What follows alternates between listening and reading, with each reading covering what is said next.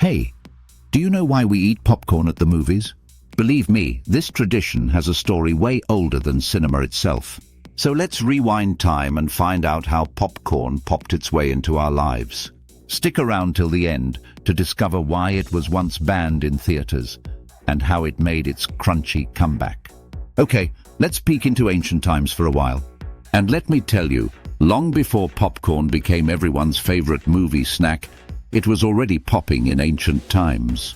And its proof is that archaeologists discovered ancient popcorn kernels inside caves in New Mexico, which are about 5,600 years old. And here's the wild part. Some of those ancient kernels could still pop. Wild, right? A popcorn machine older than the pyramids, and it still works. But back then, people weren't watching movies or Netflix. They gathered around a fire, stared at the stars, told stories, and snacked on popcorn. But here's what makes it even cooler. Popcorn wasn't just for eating. In places like ancient Mexico, the Aztecs used it in religious ceremonies and celebrations. They even made necklaces, headpieces, and decorations out of popcorn for their gods. Popcorn garlands must have looked stylish and edible, isn't it? Young women would wear these during special dances, meant to ask for good harvests and rain. And in Peru, popcorn goes back over 600 years. Back in those days, popcorn meant more than just a crunchy treat. It was a part of life, belief, and culture. A symbol of good times, good harvests, and even good luck.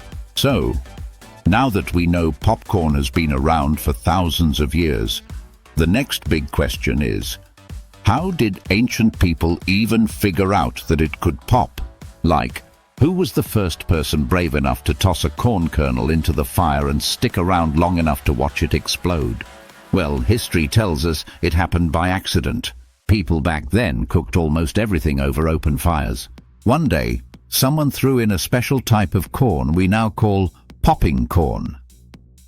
Unlike regular corn, these kernels have a hard shell and a tiny bit of moisture inside.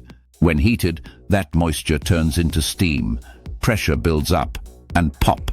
Out comes a fluffy, crunchy surprise. But here's the cool part.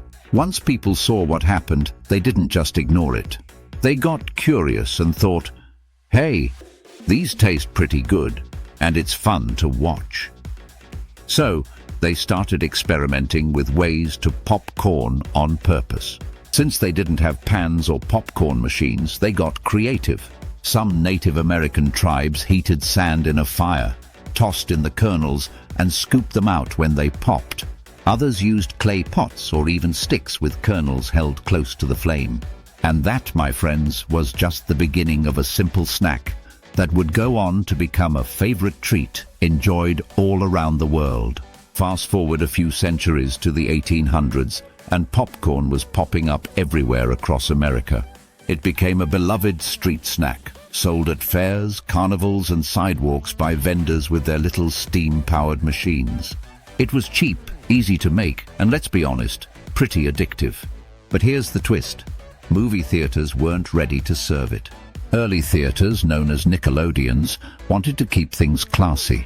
They have velvet curtains, polished floors, and an atmosphere more like a fancy restaurant than a snack bar. They had a strict no-food policy because they feared snacks would mess up their expensive carpets and annoy their refined audiences. In fact, many upscale or luxury theaters actively discouraged popcorn. It wasn't just about cleanliness. Popcorn came with noise from crinkling bags, the unmistakable buttery smell, and bits dropping on the floor. They worried that it would bother their classiness.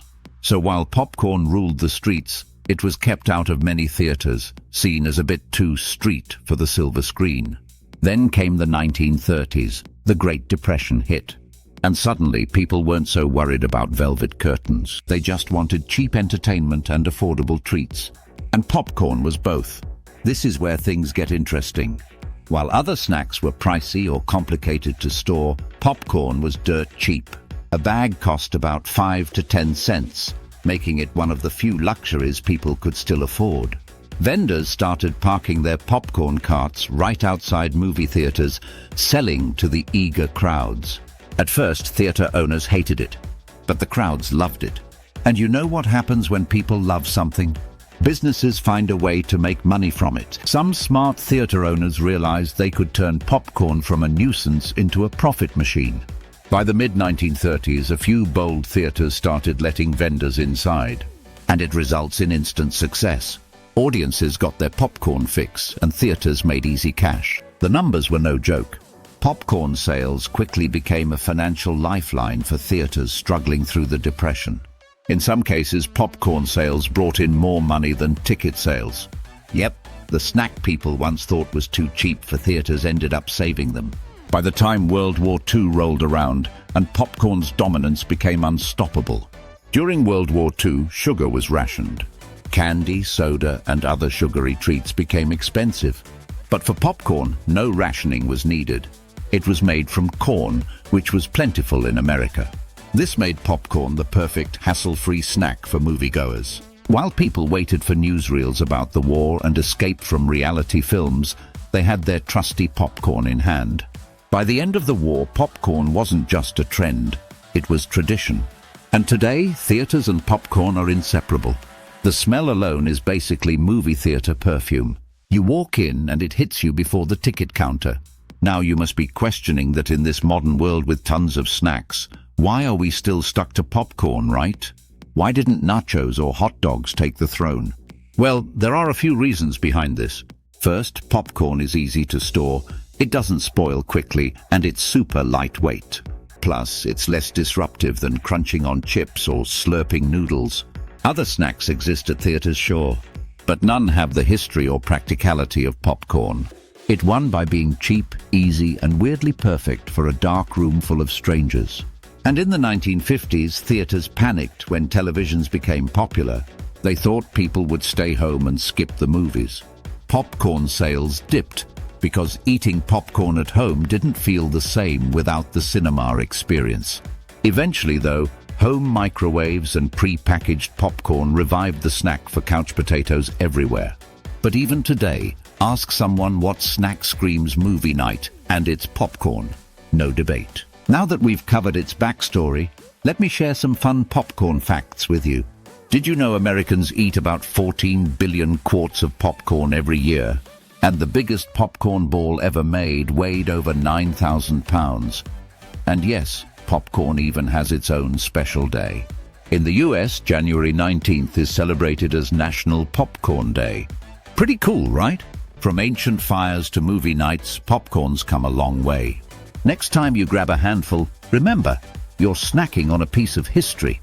And hey, how do you like your popcorn? Sweet, salty, or buttery? Let us know in the comments.